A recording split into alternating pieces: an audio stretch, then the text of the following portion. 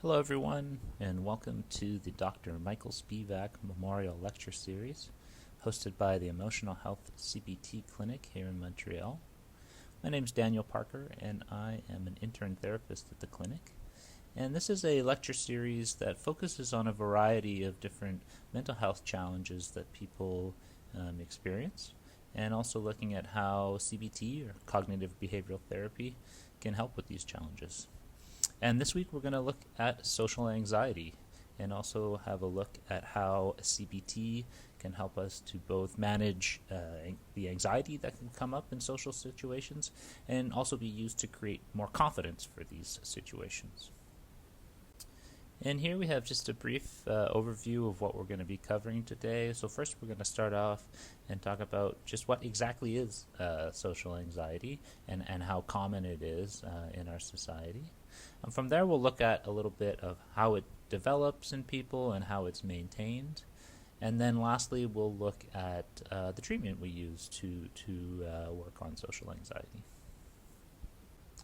Now before we talk about social anxiety, let's just talk quickly about anxiety in general, because this is something that everybody feels.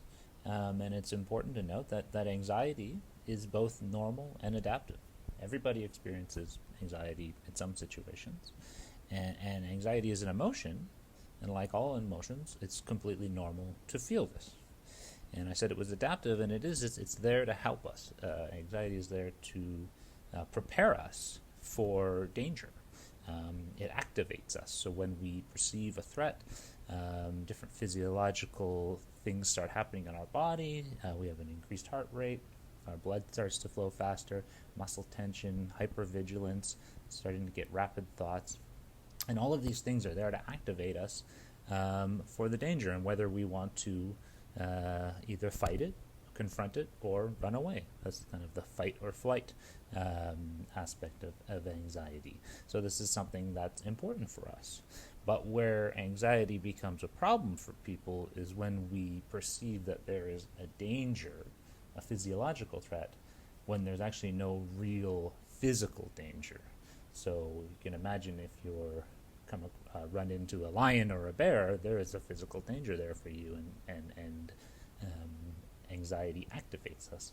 But when it's something like giving a speech, we might have the same amount of anxiety even though there is no actual physical threat for us.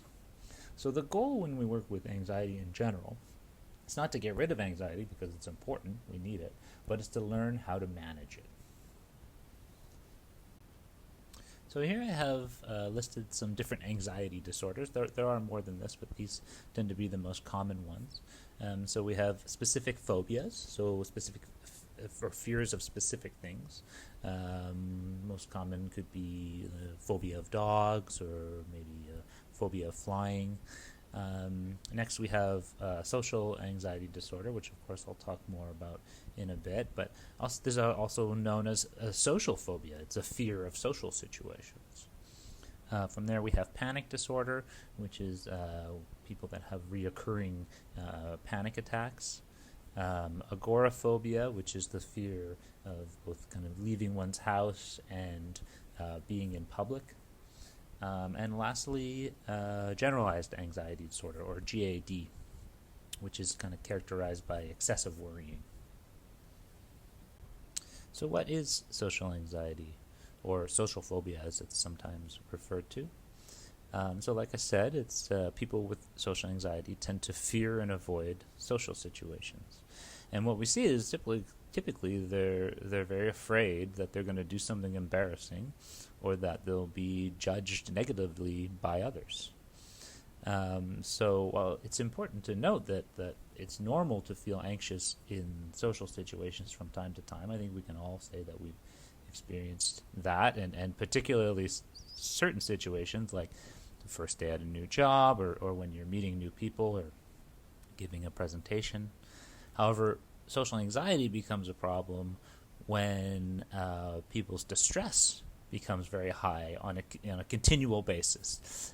So feeling high anxiety in most social situations. And what happens, this then begins to impact their ability to function and enjoy their life. typically or usually because they start avoiding these social situations. But the good news is that there are proven strategies that can help to manage your social fears that we'll go over in a little bit. And here we have the DSM-5 criteria for social anxiety disorder. The DSM is the Diagnostic and Statistical Manual for Mental Health Disorders. This is a manual used by mental health professionals.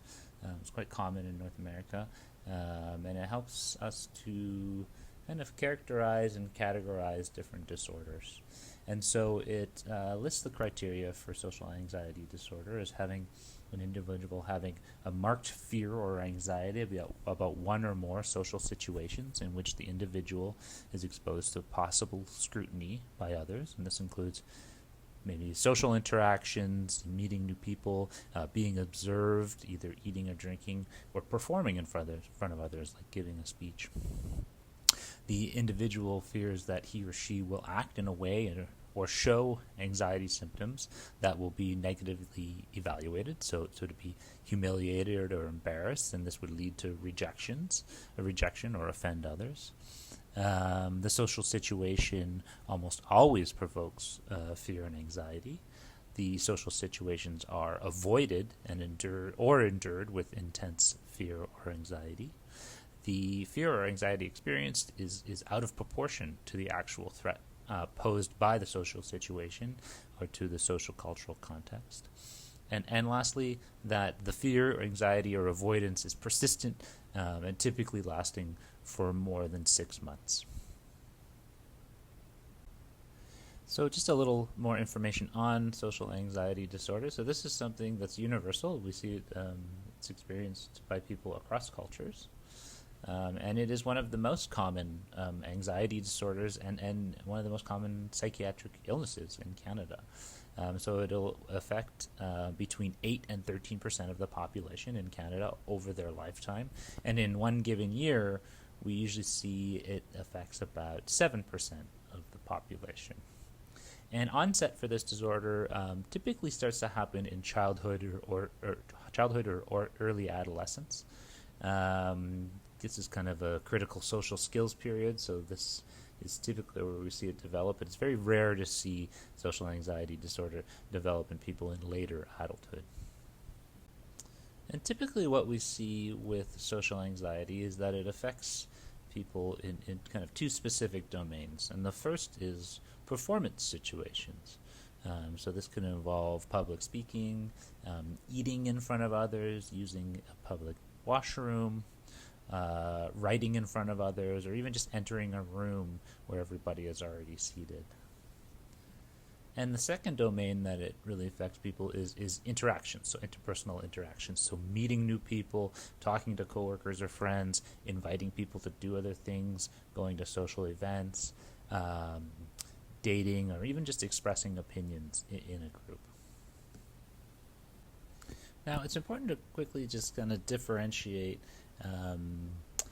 social anxiety disorder with introversion, because sometimes these two things can kind of get seen as maybe similar.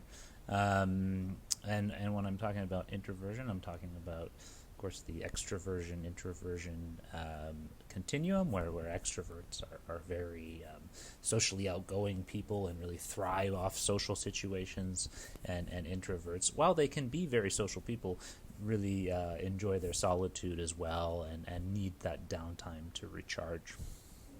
So when we're comparing introverts and social anxiety disorders, there's some important distinctions. And one is that introversion is really a personality trait. It's kind of who you are. You're typically kind of born that way. Where we see social anxiety disorder, it usually develops in some way from experience, typically from those childhood and adolescent experiences. For introverts, solitude feels good. They want to go and have some solitude, whereas with social anxiety disorder, the solitude is there to decrease the anxiety from social situations.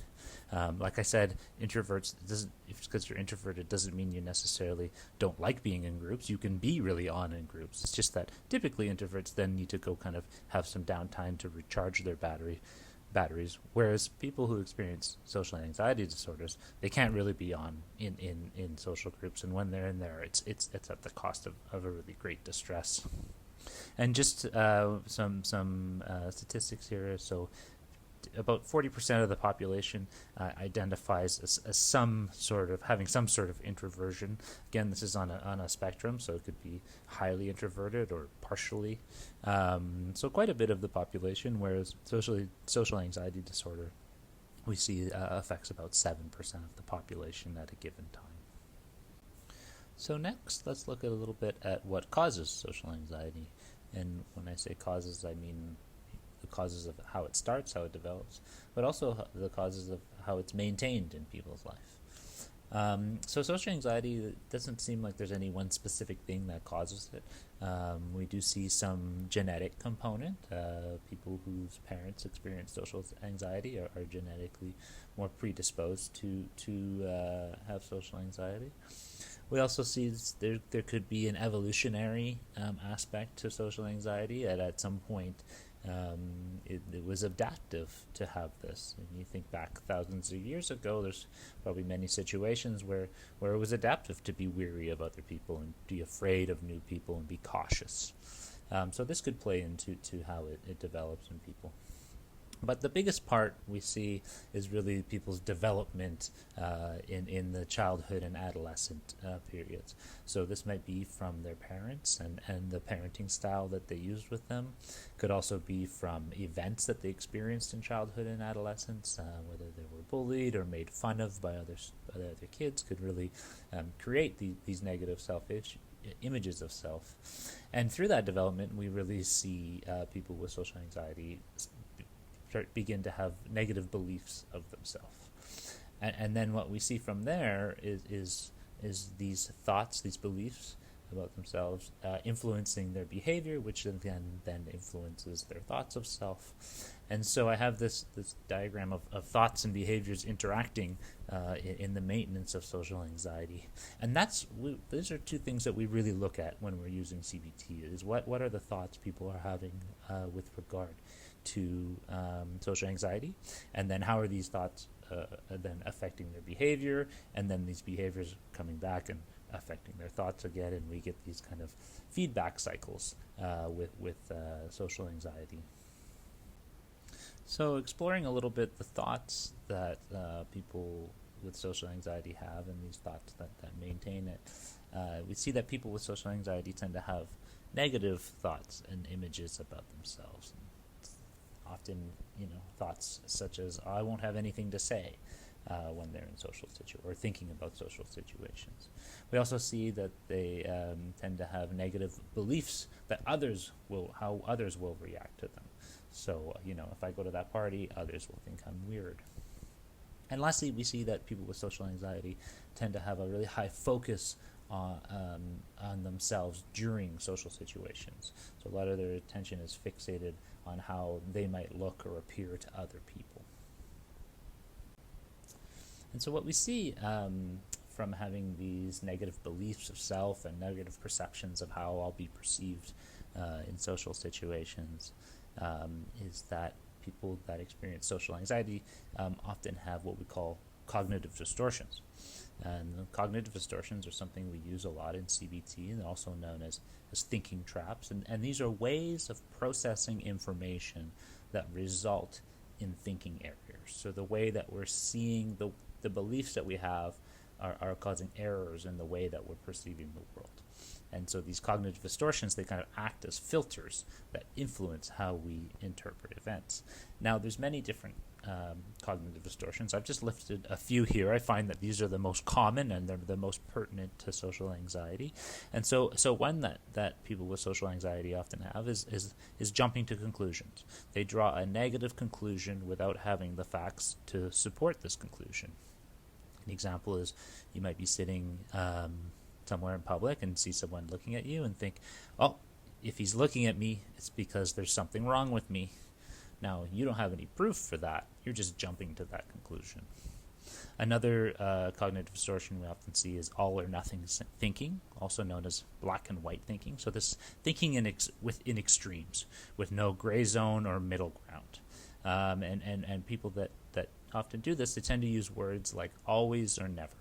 So I am always going to be misunderstood and judged by others. So it's an interpretation of just fully on one side with no room for any middle ground, always or never. A third is fortune telling, so predicting that things will go wrong without any evidence, such as I won't even bother going to that party because no one will talk to me. You don't actually have proof of that. You think you can see into the future and you're fortune telling. And the last is emotional reason, so relying on our emotions when evaluating a situation. So I feel anxious, there must be something bad, or so something bad must be happening. So we see these come up a lot. And just to be clear, we all do these. We all have some cognitive distortions in some way. But typically, with social anxiety, we see people using these ones and a bit more than maybe others. So along with the thoughts that we see with social anxiety, there's also the behaviors that are maintaining it. And the big behavior that we work on with CBT is the avoidance that people with social anxiety often have. And this can be avoidance of situations, like not going to a party, but it's also an avoidance of feelings. It's also not going to that party. I'm avoiding feeling anxious and avoiding the fear of judgment. So avoidance is what we refer to as a maintaining factor. And a maintaining factor brings a certain amount of relief in the moment, but overall, in the long run, it's contributing to maintaining the problem. So avoidance maintains the fear. While not going to that party gives us a certain amount of relief, okay, I don't have to go, it's maintaining the fear that party brings. And when we avoid, it's not actually allowing us to learn that first, when we go to that party, the anxiety will diminish over time, and we could have positive social experiences. So it's not allowing us to disprove our fears. And it's also preventing us from actually practicing social skills. Social skills, or being social is a skill in a way, and some people are better than others, but it's something that you can practice over time. But if you're never going to that party, you're never going to get a chance to actually practice it. So the avoidance is just a way to really maintain, although, again, it brings a relief, it is maintaining the social anxiety in the long run. So here I have an image of all these things that I've kind of been talking about, of the factors that both create and maintain social anxiety.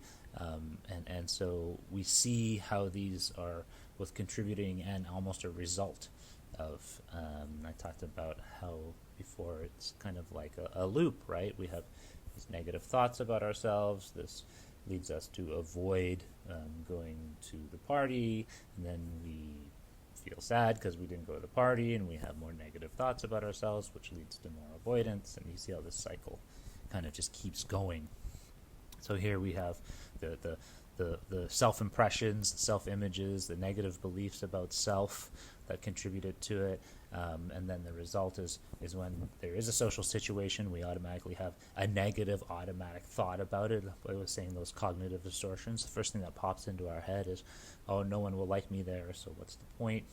We also see a higher self-consciousness and self-focused attention when we are in social situations, which doesn't really allow us to kind of be in the moment and be ourselves. And all this leading to avoidance and safety behaviors that continue to reinforce social anxiety. So, of course, the question now is, we have it understood, we see what's going on here, so how do we work on this? What do we implement to create more confidence and to better manage some of that social anxiety? So now let's talk a little bit more about treatment for social anxiety and what that looks like. So here's an overview of the different treatment techniques and interventions that we often use for social anxiety. There are, of course, other techniques and approaches, but here's the main ones we really use in CBT. So learning breathing and relaxation techniques, working on social skills training, and then 2 interventions that are often used in CBT that are called cognitive restructuring and systematic desensitization, which I'll talk about in a little bit. I've also put medications here. Now, medication is not actually part of CBT, but sometimes it's happening in tandem with therapy. It's for different disorders, people will seek medication as well as therapy. So it's not actually part of what we do, but I thought I would just talk about it a bit at the end in case people are interested. And just to note that research has found that CBT is one of the most effective and long-lasting treatments for social anxiety. So one of the first things we can work on is simply learning breathing and relaxation techniques. Social anxiety, like all anxieties, typically people feel heightened physical sensations. And so if we can implement techniques to lower those physiological sensations, typically people feel less anxiety. One of the things we can teach, and it's very easy to learn, is just calm breathing. Often when we're anxious, we are breathing fast and shallow, and so we can control just breathing deeper and more slowly, and this helps us to relax. And we can do this both before a social situation and even within. Muscle relaxation is a way to relax the muscles, so tensing the muscles and then letting them relax, and doing this over time helps us to lower those anxiety symptoms, or physical anxiety symptoms.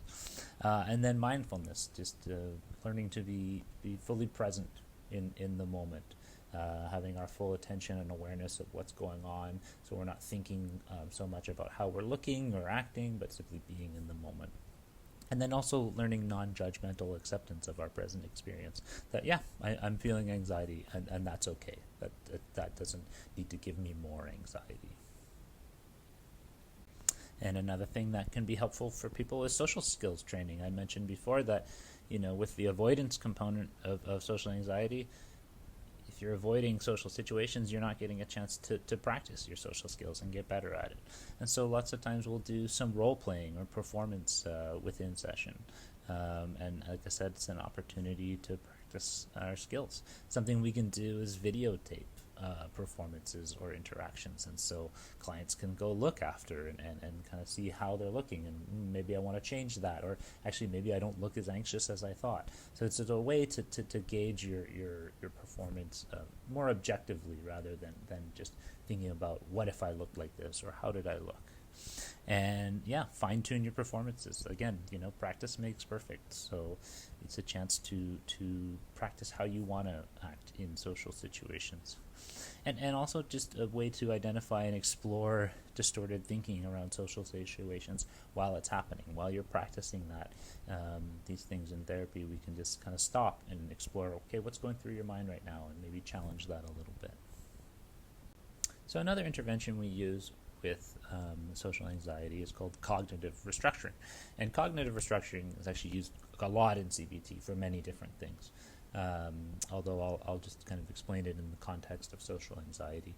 And cognitive restructuring aims to replace people's unrealistic thoughts, often informed by cognitive distortions, what we talked about before, these kind of thinking traps or misthinking about things. And we want to replace these unrealistic thoughts with more realistic ones. So somebody with social anxiety already has these kind of negative self-image, negative beliefs about oneself. And when they're approached with a social situation, they're thinking about how it's going to be for them, and they're having thoughts about it. These thoughts are actually just guesses. They don't actually know what's going to happen in the social situation. They're just taking guesses, but because they have these negative beliefs and self-perception, they're having more negative guesses, right? So, should I go to the party? Well, no, nobody will like me. We don't actually know that. It's just a guess, right? I might say something stupid and everyone will laugh at me. It's also just a guess. You might say something stupid and nobody will care. But people with social anxiety are making these, because of their cognitive distortions about how things will happen in reality, are making these kind of unrealistic guesses. So we're really trying to explore the validity of people's thoughts around social situations, and look for evidence and for and against the validity of this thought. And typically we can find evidence against and then kind of create more balanced alternative thoughts. And through doing this, we're really challenging people's unrealistic beliefs about themselves and about social situations. And then changing, like for example, somebody we might discover has a belief that I need to be perfect all the time. And we want to kind of change that into a more realistic belief of like, well, nobody's perfect. And so everybody makes mistakes and that's okay. Or if I'm in a social situation and I panic, I won't be able to cope. Well, maybe not. Maybe it could be that you're anxious and you will be okay and you can manage to stay in that social situation the whole time. So it's really a way of restructuring how you're thinking about and interpreting the world. And one of the ways we do that is we test these things out. So we'll come up with a testable hypothesis. For example, I have an example here of maybe someone would say, well, if I'm in a coffee shop and I spill my coffee, everyone's going to laugh at me and give me bad looks. Well, there's an alternative hypothesis. We don't know. This is a guess, right? You might spill your coffee and nobody will even notice. And so we actually have you go out and test these hypotheses. And we can then reality testing whether it's true or not. And often what we see is that people's guesses or hypotheses are more extreme than what actually happens. They're predicting that worse things will happen than actually do, and they're also predicting that they'll be able to cope less with things than they actually can. Another intervention that we use is called systematic desensitization or gradual exposure. And this is really working with the avoidance that people use with social anxiety. And avoidance, like we talked about before, actually works really well to reduce anxiety, but it maintains the anxiety.